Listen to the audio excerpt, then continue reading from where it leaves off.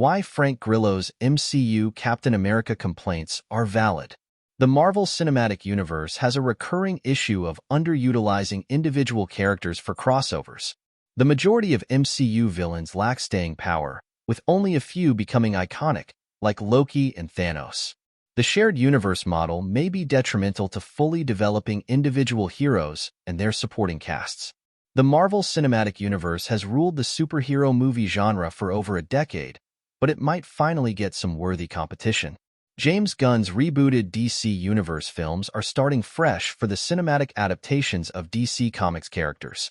One of the planned projects even features an MCU talent, and some of his feelings concerning the Marvel Cinematic Universe speak to the shared universe's biggest storytelling issues. Frank Grillo is lending his voice to the animated series Creature Commandos, but he previously played Brock Rumlow / Crossbones in the second and third Captain America movies. Though the villain was fairly prominent in the actual Captain America comic books, he was merely a minor character in the MCU. Sadly, this is a recurring issue with Marvel Studios, as individual properties become mere fodder for crossovers. Frank Grillo addresses his role in Creature Commandos and how the series will push the envelope with its hard R approach. Before voicing the character Rick Flag, Sr. in the upcoming Creature Commandos, actor Frank Grillo was in the Marvel Cinematic Universe as the Captain America foe Crossbones.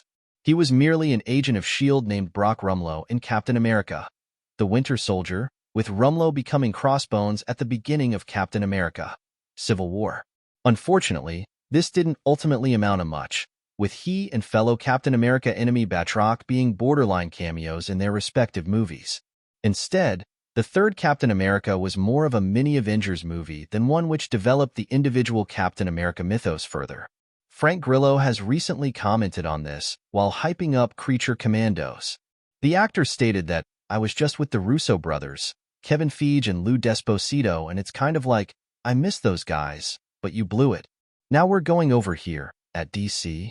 Likewise, he suggested that his character Rick Flag, Sr. will have a fairly prominent role throughout the DC universe, which is much more than can be said for Crossbones. Though Crossbones was far from the most mainstream Marvel villain, he was a Captain America-specific enemy who also had the role of briefly killing the Sentinel of Liberty in the comics. Furthermore, he debuted in the classic Mark Gruenwald Captain America comic book run, which is second only to the Ed Brubaker run, which itself informed Captain America: The Winter Soldier, in terms of renown and popularity. Furthermore, this isn't an isolated incident within the MCU, which hasn't done its best to properly develop both villains and individual franchises. The actor strongly believes that at the core of the 2011 film, Magento just needs a hug. One common criticism of the Marvel Cinematic Universe is that, with the exception of Loki, Eric Killmonger, Thanos, and a scant few others, none of the villains have had much staying power. Part of this is because many of these foes are killed off in the movie which they debut in, but even then, they largely fail to make a lasting impression to make fans want to see more of them. This is particularly noticeable with even the biggest MCU properties. While Iron Man was the face of the Marvel Cinematic Universe until his death in Avengers: Endgame, it's highly questionable whether the average Joe might be able to name the villains that he fought in his own movies. The same goes for Thor movies that didn't feature Loki as the main villain, which is all but one of them. Compare this to Batman, Spider-Man, and even Superman and the X-Men. In the case of the former, narrative/mythological elements such as supporting cast members, love interests, and villains are known even by the general public. Those who aren't hardcore comic book fans or would still likely be able to rattle off names such as the Joker, the Riddler, Catwoman, Robin, Mary Jane Watson, Jonah Jameson, Uncle Ben, Aunt May, Green Goblin, the Lizard, Dr. Octopus, and other characters. The same is even true of Lois Lane, the Daily Planet, Lex Luthor, Kryptonite, Magneto, Phoenix, and the concept of mutants. That's because those characters have received several movies, TV shows, cartoons, video games, and other adaptations beyond the comic books. Robert Downey Jr. hints that he's truly done with playing Iron Man, despite rumors of his return to the role. Even amid the harder push for these properties, the success of the MCU put the Marvel Studios' characters and franchises on an unrivaled scale of renown and popularity. Thus, It can be seen as a failure that the Marvel Cinematic Universe was not able to independently make certain characters popular beyond just the movies. For instance, Iron Man comic books are still not nearly as popular or lucrative as titles featuring Spider-Man or the X-Men.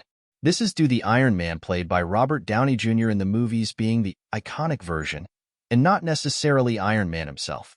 That's especially true for the supporting casts and rogues galleries of the individual MCU heroes, which reflects another criticism of the shared universe. While the idea of the Marvel Cinematic Universe movies being theme park rides might be a bit harsh, it can definitely be argued that, following Phase 1, many of the individual movies and properties took a back seat. It created a sentiment among some that the individual movies were merely side dishes that built up to the next Avengers crossover film.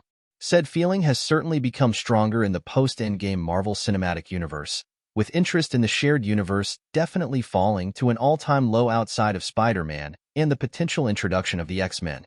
Given that the non-crossover movies were seemingly made to merely build up to something beyond the singular property, it's easy to see how the villains and supporting casts of each Avenger might fall by the wayside. A good comparison might be the Sam Raimi Spider-Man movies, which were in their own universe and didn't feature any other superheroes. There, Spidey, his world and supporting characters all felt alive and weren't merely window dressing for something bigger. Sadly, that's not the sentiment derived from many MCU films and even certain movies in the now-ended DC Extended Universe, which all focused more on overt or even forced connective narrative tissue as opposed to simply showcasing why an individual hero is such a cool character. As pointed out by Frank Grillo, this has seen central characters such as Crossbones or even Hulk's old sidekick Rick Jones suffer from this model of filmmaking. Anthony Mackie describes working with Harrison Ford as surreal and praises the veteran actor's lighthearted and enthusiastic approach to the MCU.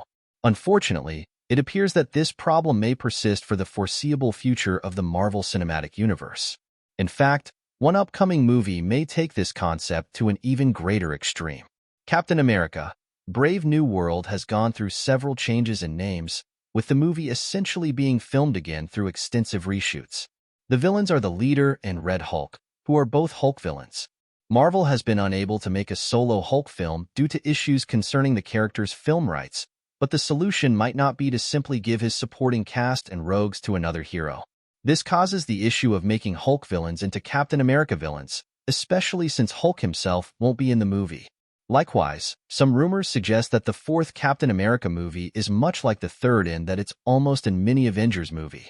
If that's the case, the movie may struggle to cement Anthony Mackie's Sam Wilson as the new Captain America, as it will instead be focused on numerous other concepts and characters that have nothing to do with Captain America. This might be bad for the overall longevity of Sam in the role, especially if he's to make his mark and the Captain America title be as beloved as characters such as Batman, Superman, and Spider-Man. Of course, with such a sprawling shared universe, it's inevitable that some properties will get more love than others. At the same time, there should be a balance to where each part of a shared universe feels like a fleshed-out world unto itself.